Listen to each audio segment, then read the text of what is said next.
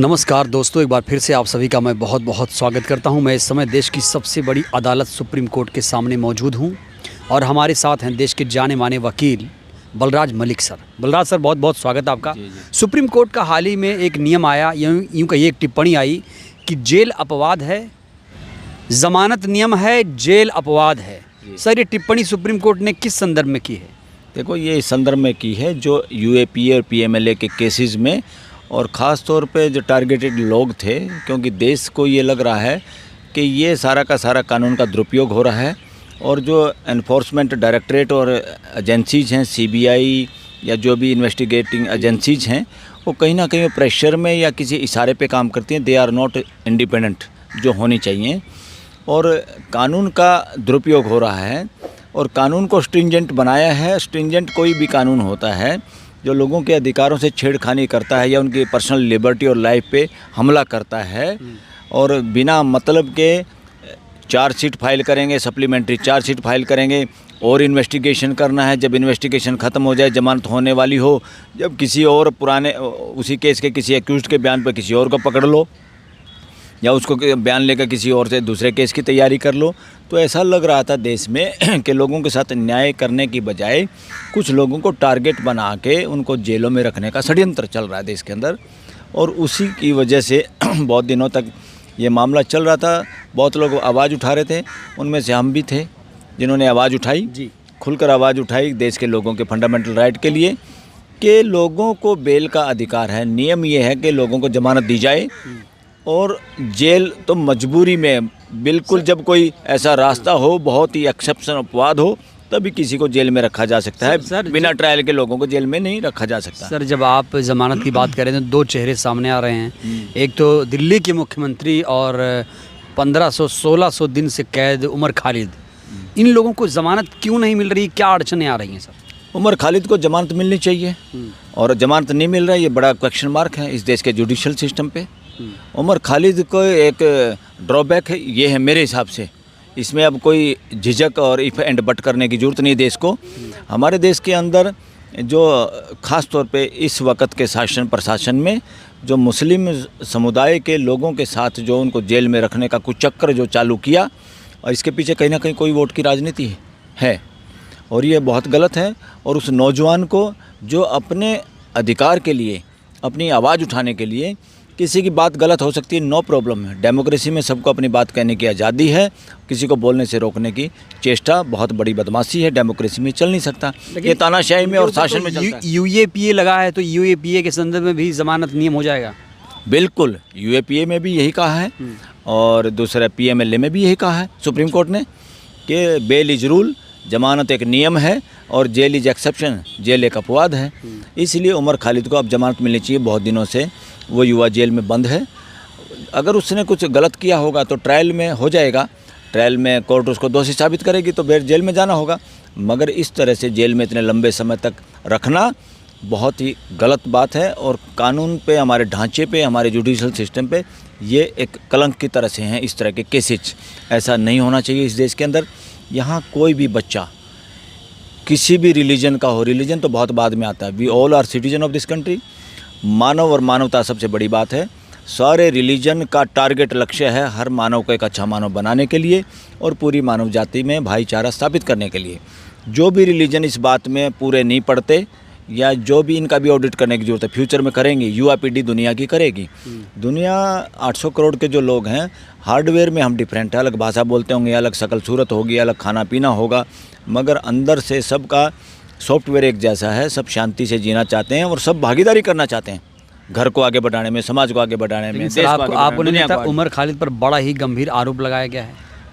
आरोप तो कोई भी लगा सकता है। इसलिए हमारे देश का दुर्भाग्य ये है, डेमोक्रेटिक सिस्टम नहीं बन पाया पुलिसिंग का और इन्वेस्टिगेटिंग एजेंसीज़ का।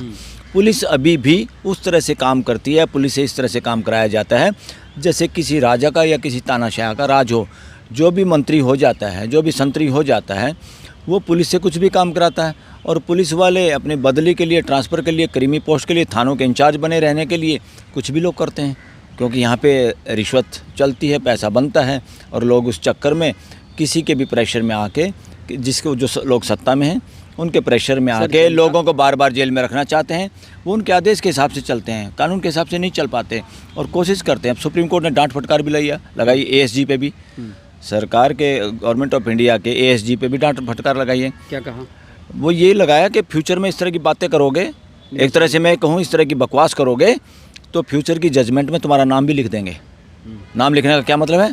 कि इसने ये बकवास की या ये काबिल नहीं है इस तरह के पोस्ट पे आने के लिए। तो जब जाके चुप हुए, और ये काम तो बहुत दिन पहले होना चाहिए था। जो बकवास हम सुनते रहे यहाँ पर SG की, ASG की, इस तरह की, because they are protector of constitution, they must argue only for constitution, only for preamble, only for fundamental right of this people country, people of this country. बाकी वो सरकारों के गुलाम नहीं हैं, वो सरकारों के नौकर भी नहीं हैं। अटॉर्नी जनरल, एडवोकेट जनरल, वो स्टेट के एडवोकेट जनरल है, एक इंडिया के अटॉर्नी जनरल हैं। और इंडिया का अटॉर्नी जनरल का क्या मतलब है? वो बीजेपी का, कांग्रेस का नहीं है, वो सरकार का और गैर सरकार का नहीं है, वो पूरे देश का है। और देश किसके आधार पे चलता है? कॉन्स्टिट्यूशन। वो कॉन्स्टिट्यूशन से दिशा निर्देशित होता है, उसको ही बचाने का उसका काम है, सहयोग देने का काम है सुप्रीम कोर्ट को। मगर ऐसा लगता है जैसे कोई पर्सनल जो वकील होता है, जो राजा के लिए झूठ बोलता है, ठगी मारता है, दिन को रात कहता है, रात को दिन करता है, इस तरह की वकालत देश में ठीक नहीं है। सर, लोग कह रहे हैं कि भाई जब मुख्यमंत्री जेल में जा सकता है, जेल में रह सकता है, जमानत नहीं मिल रही है, तो फिर आम लोगों का क्या होता होगा? जैसे उमर खालिद का एग्जाम्पल आपने दिया। यस, ये मुख्यमंत्री को अंदर जाकर मुख्यमंत्री को बेल नहीं मिली, इससे तो पूरा देश को डराने का या डरने का काम हुआ है। ये बहुत गलत काम है। हाँ, यस, ये बहुत गलत काम हुआ है। अरे भाई, किसी ने कुछ गलत काम किया, हमारी कानून व्यवस्था या हमारी पुलिस व्यवस्था, हमारी इन्वेस्टिगेशन एजेंसी, ये लोगों को जलील करने के लिए नहीं बनी है डेमोक्रेसी में। ये राजाओं के, तानाशाहों के उसमें लठैत की तरह काम कर सकते हैं, जलील कर सकते हैं। डेमोक्रेसी में इसके लिए कोई जगह नहीं है, कोई जगह नहीं है, कर ही नहीं सकता। तो वो क्यों रहा है सर? वो इसलिए रहा, नाम डेमोक्रेसी का, बदमाशी चल रही है, तानाशाही वाली और राजशाही वाली।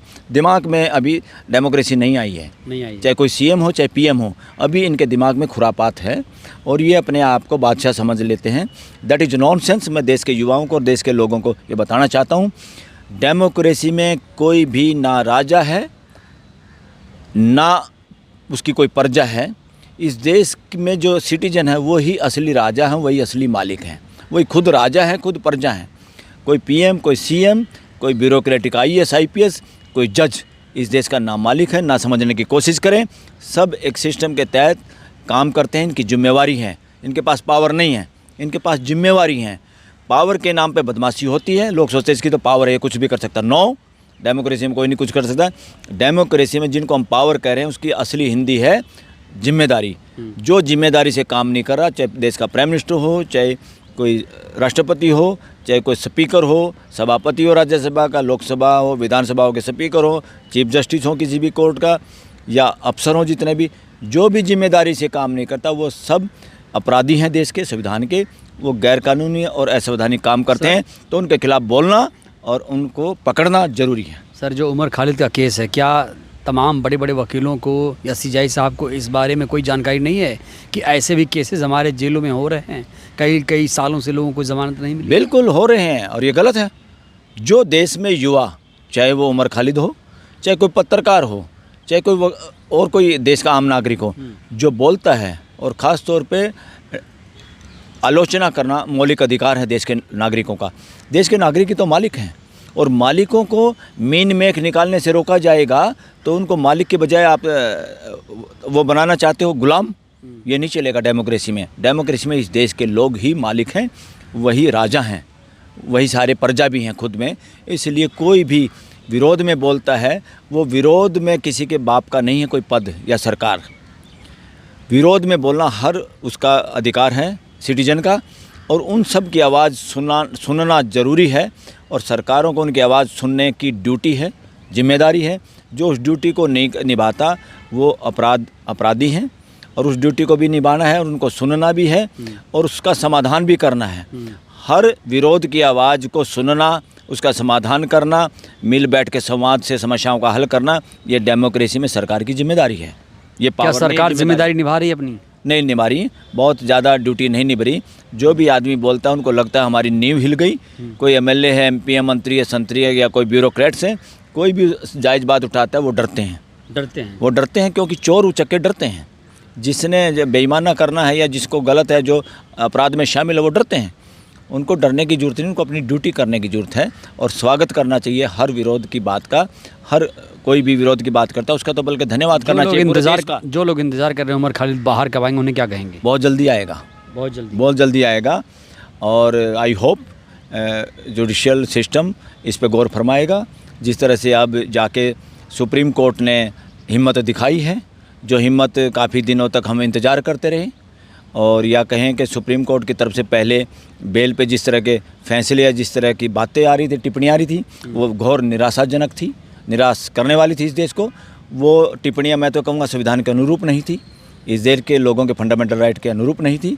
अब जो आवाज़ें सुप्रीम कोर्ट से सुनाई दे रही हैं वो बहुत अच्छी आवाज़ है, और वो टिप्पणियाँ देश के लोगों के हित में है, संविधान के हित में है, और प्रियम्बल के हित में है, और पूरा देश उम्मीद करना चाहिए, पूरे उम्मीद। और उमर खालिद भी आई होप बहुत जल्दी ही बाहर आएगा, और ये दिल्ली का सीएम भी, वो भी बाहर आएगा।